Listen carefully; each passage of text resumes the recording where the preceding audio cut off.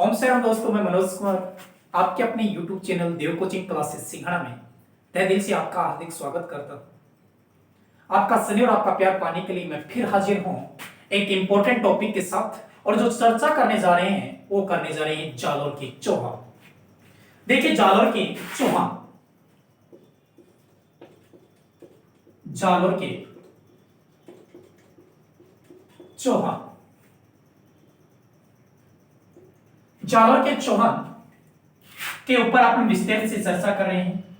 पिछले वीडियो में मैंने बताया था कि जालोर में चौहान वंश की स्थापना किसने की, सबसे कुशल शासक कौन सा था, सबसे यानी कब जालोर का नाम जवालीपुर पड़ा, किसके कहने के ऊपर, उसके ऊपर विस्तृत से चर्चा की थी। और आज जो बात करने जा रहे हैं वो जालोर के चौहान के ऊपर करने जा रहे हैं। देखिए, बात करता हूं कि जालोर में चौहान वंश का जो सबसे कुशल शासक था वो कौन था, वो था कानड़देव।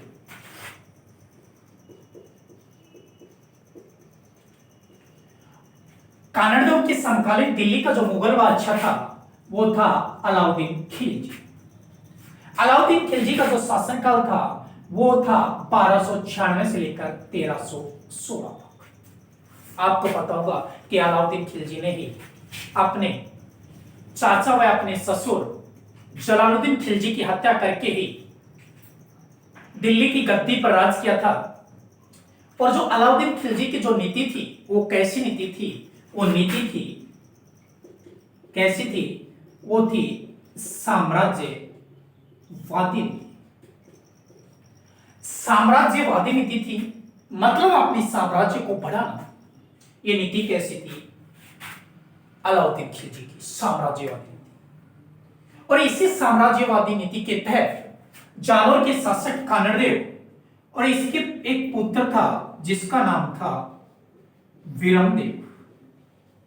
विरमदेव, क्योंकि आपको पता था कि विरमदेव भागकर कहां पहुंच गया था, वो कानड़देव के पास चला गया था।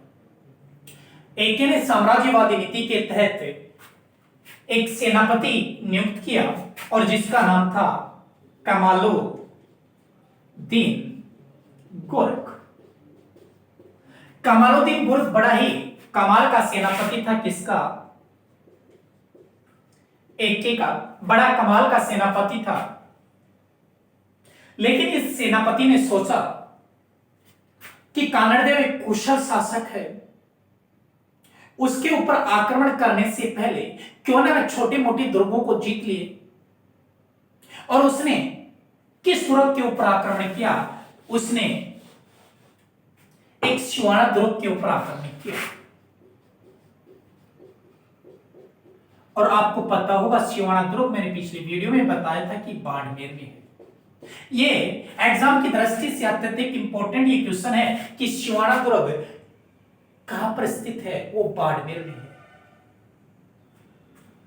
राजस्थान पुलिस के अंदर एक क्वेश्चन पूछा गया था कि मारवाड़ के राजाओं की शरण स्थली किस दुर्ग को कहते हैं, वो भी सिवाना दुर्ग को कहते हैं।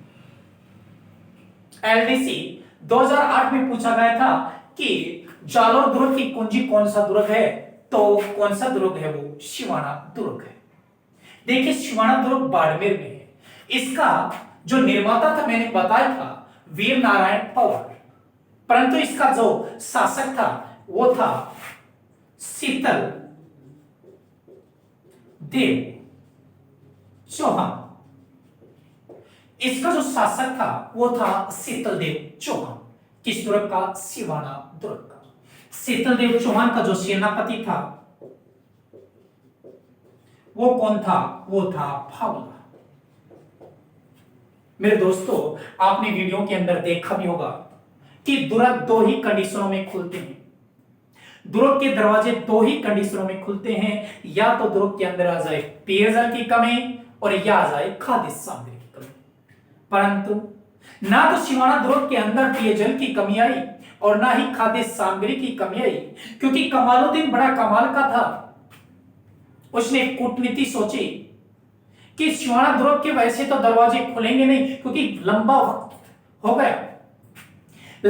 हो गया मतलब दरवाजे खुलने की कोई स्थिति नहीं है। तो उसने एक कूटनीति सोची और कूटनीति के तहत कमालुद्दीन गुरग ने क्या किया, जो शीतलदेव चौहान का जो सेनापति है जिसका नाम भावला है, उसको अपने पास बुलाया।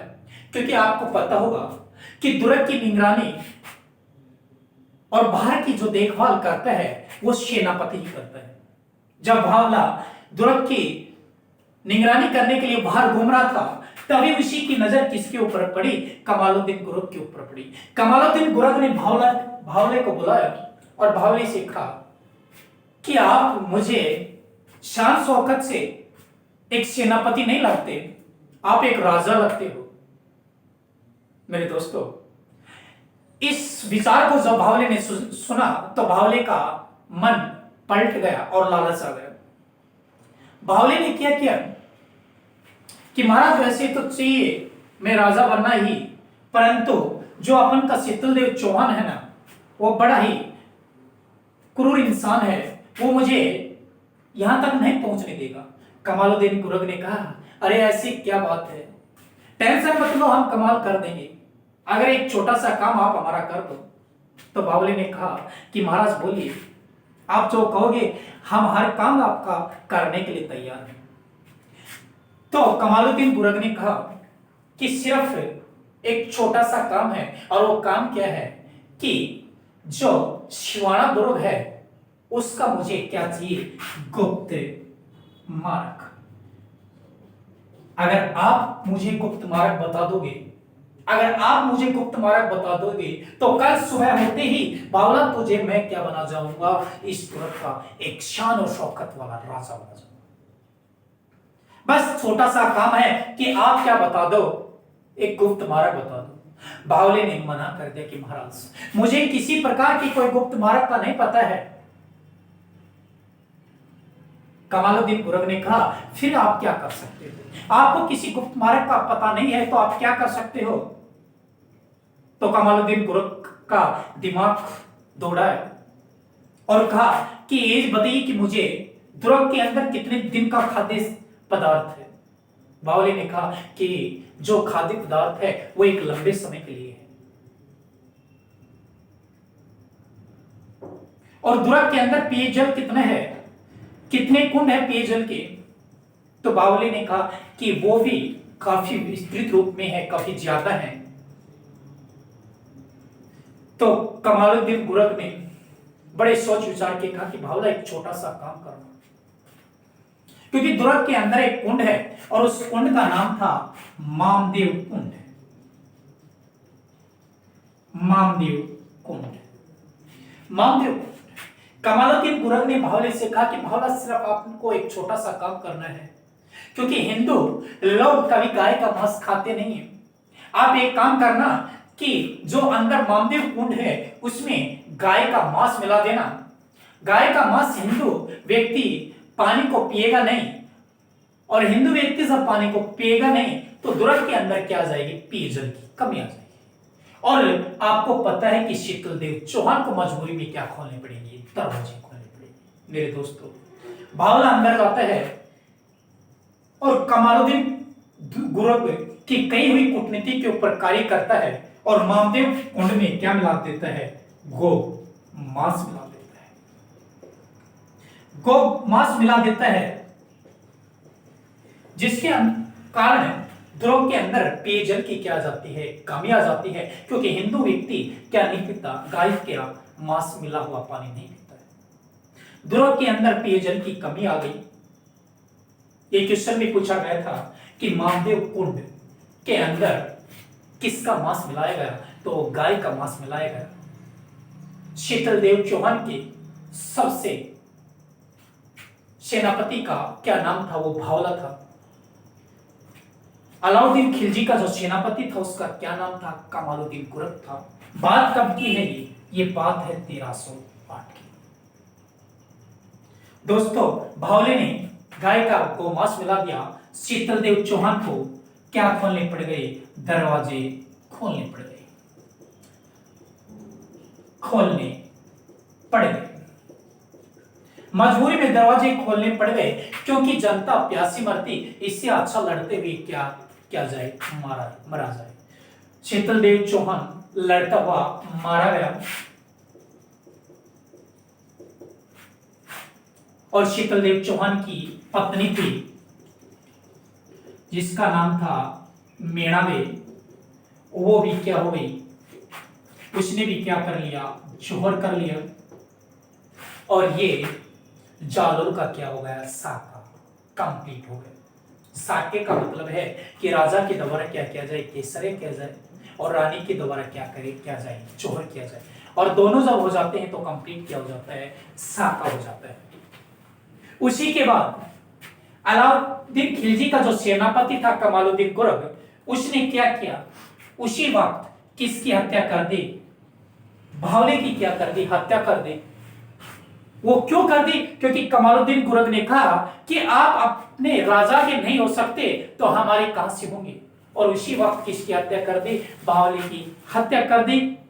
बावले की हत्या करने के बाद कमालुद्दीन गुरग ने जालोर का नाम बदलकर क्या कर दिया, खैराबाद। खैराबाद, खिजराबाद अलग है, चित्तौड़ का नाम बदल के किया जाएगा, खैराबाद कर दिया। जलालाबाद जालोर का नाम बदल के किया जाएगा। एग्जाम की दृष्टि से इंपॉर्टेंट ये नाम है कि खैराबाद किसका नाम बदल कर किया गया, वो जालोर का नाम, खिजराबाद वो चित्तौड़ का नाम, और जलालाबाद किसका किया गया, वो जालोर का नाम। ठीक है। कमालुद्दीन गुरग ने 1308 में किस दुर्ग को जीत लिया, शिवाना दुर्ग को जीत लिया। शिवाना दुर्ग के ऊपर फतेह करने के बाद कमालुद्दीन किसकी ओर जाएगा, क्योंकि उसका मेन मकसद क्या था, किसको जीतना था, उसका था कानड़देव परबंध को जीतना था, कानड़देव के ऊपर आक्रमण करना था, जालोर दुर्ग के ऊपर आक्रमण करना था। क्योंकि फिरोजा को क्या चाहिए, विरमदेव चाहिए, और विरमदेव किसके पास था, वो कानड़देव के पास था। धन्यवाद।